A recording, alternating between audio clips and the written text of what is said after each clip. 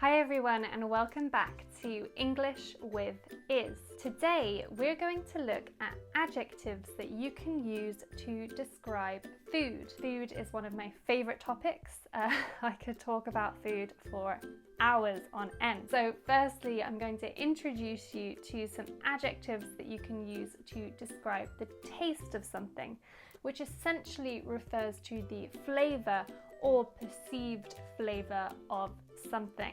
Sweet refers to food that is very sugary. So for example, milk chocolate is sweet.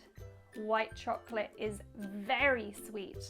Condensed milk is very sweet. I personally love sweet food, and I have what people call in English a sweet tooth, which means that I love to eat sweet food. A bitter taste is a very sharp or harsh taste.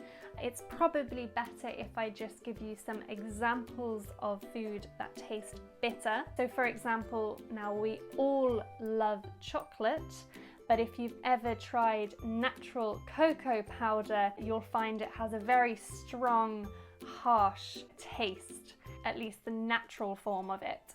That's the same with coffee. If you eat, a bit of ground coffee, it's very bitter.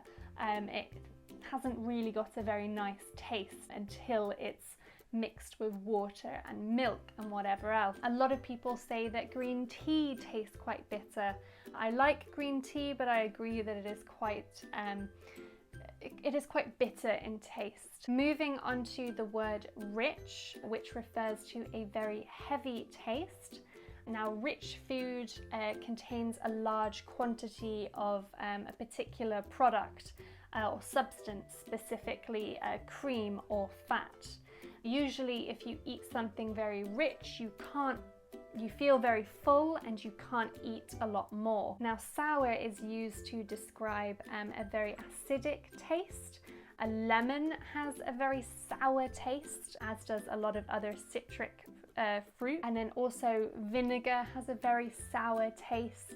I'll show you a couple of pictures of people's lemon faces. Anyway, moving on to look at a few adjectives that you can use to describe the texture of food. So this is how it feels or looks. So let's start with the word chewy. This comes from the verb chew, which is the action of biting food and breaking it down into small pieces before you can swallow it. So it's kind of this action. Hopefully I'm not embarrassing myself too much. Anyway, so if something is described as chewy, it means that you need to chew it a lot before you can swallow it. An example of something that is chewy is beef jerky. Sometimes some caramels can be quite chewy. A lot of people don't like chewy food. If a meal is described as chewy, it's usually quite negative and means that perhaps it hasn't been cooked properly. In contrast to chewy, tender is an adjective that you can use to describe food that is quite soft and easy to cut up and chew. I mainly hear this adjective being used when talking about meat. People usually want their meat to be nice and tender rather than hard and chewy. Finally, moving on to the word crunchy, which is used to describe food that is quite hard and makes quite a loud noise when being bitten into.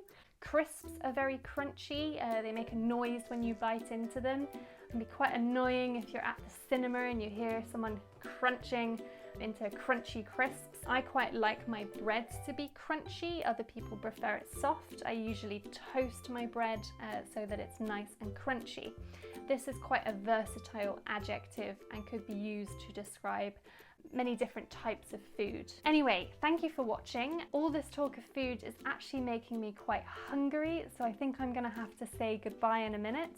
If you do like my videos, please do subscribe to my channel. I put out content every week. So have a lovely afternoon, evening, morning, wherever you are, and I'll see you soon. Bye for now.